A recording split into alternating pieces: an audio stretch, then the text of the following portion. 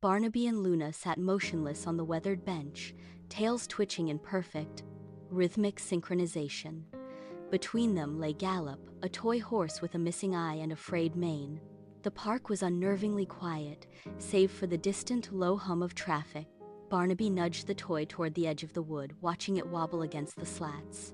Suddenly, his ears swiveled. A squirrel darted into the branches of the nearby oak. Luna tensed, her body dropping into a low, predatory crouch. Her eyes tracked the movement, muscles coiled, but she did not strike.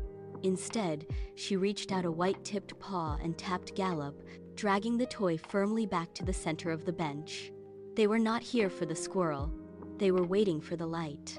Barnaby kept his gaze fixed on the metal bolt of the armrest, ignoring the chattering from above. Seconds stretched. The sun dipped lower, casting a long shadow across the path. Finally, a single sharp glint of light struck the metal bolt. The waiting ended. Barnaby surged forward, his body launching into the air as the ritual began. Barnaby cleared the distance to the flower bed in one fluid bound, landing silently in the soft, damp mulch. Luna followed instantly, her jaws clamped firmly around the frayed mane of the toy horse. She landed beside him, the weight of their mission grounding them in the dirt. They did not pause for the squirrel chattering from the oak above. Barnaby moved toward the drainage pipe, his body low, eyes narrowing as he scanned the dark opening. He crawled inside, his whiskers brushing the cold, slick walls of the tunnel.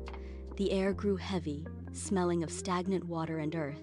Luna trotted behind, dragging the toy through a cluster of wet, decaying leaves that clung to the floor. Inside, the world tilted. The ground began to slope sharply downward, turning their steady pace into an uncontrolled slide. Paws scrabbled against the concrete, searching for grip that was not there. They tumbled forward, fur brushing the jagged edges of the pipe. The light from the entrance shrank to a pinpoint, then vanished entirely. They were sliding into the unknown, the dark tunnel swallowing their momentum as they descended deeper away from the familiar park. The tunnel ended abruptly, spitting them out into a tangle of overgrown weeds and tall, untended grass. This was the forbidden territory, a space that smelled of wet earth and rusted metal. Barnaby shook his head, ears twitching at the sudden change in atmosphere.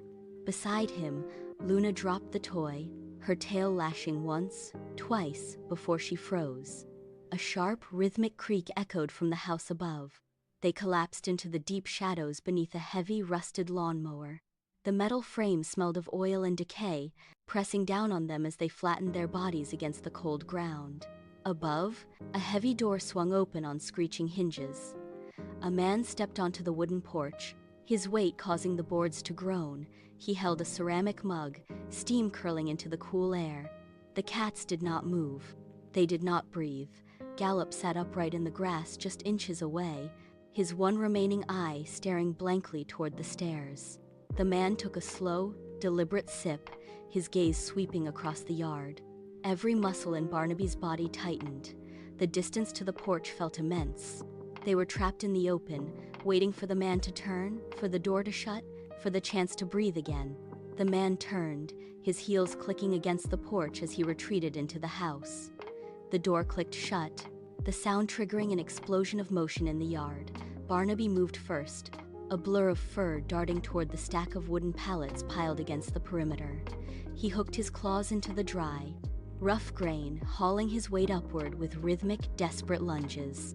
He reached the top of the fence and looked back. Luna was still in the grass, distracted by a beetle, frozen as the faint, metallic rattle of the back door handle cut through the air. She lunged, she hit the wood, her claws digging deep into the timber, tearing at the aged surface as she scrambled for purchase. She felt the heavy door swinging wide again behind her. She did not look back. She pulled the toy horse up with her, its yarn mane whipping against her face as she crested the top. The man stepped out, his shadow stretching across the lawn, but he was too late. They breached the boundary line, muscles coiled and ready, vaulting over the crest of the fence to disappear into the neighboring garden. The silence of the yard was left behind, replaced by the frantic thrum of their own survival. Their paws hit the soft moss of the neighbor's roof, the impact jarring but safe. The frantic thumping in their chests began to slow, replaced by the steady rhythm of the wind up here. Barnaby shook the dust from his fur, then turned to help Luna drag the final length of Gallop over the ridge. The toy horse landed with a dull thud between them, its single button eye catching the late afternoon light. A sudden gust swept across the shingles, snapping the frayed yarn mane of the horse like a flag in a gale. The pull nearly dragged Gallop off the edge. Luna clamped her teeth into the stuffing just in time, anchoring the toy against the slipstream.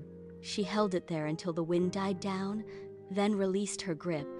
Together, they crept to the very peak of the roofline and looked out. Below them, the city sprawled in an endless grid of brick and slate. Chimneys belched thin smoke, distant sirens wailed, faint and muffled by the height.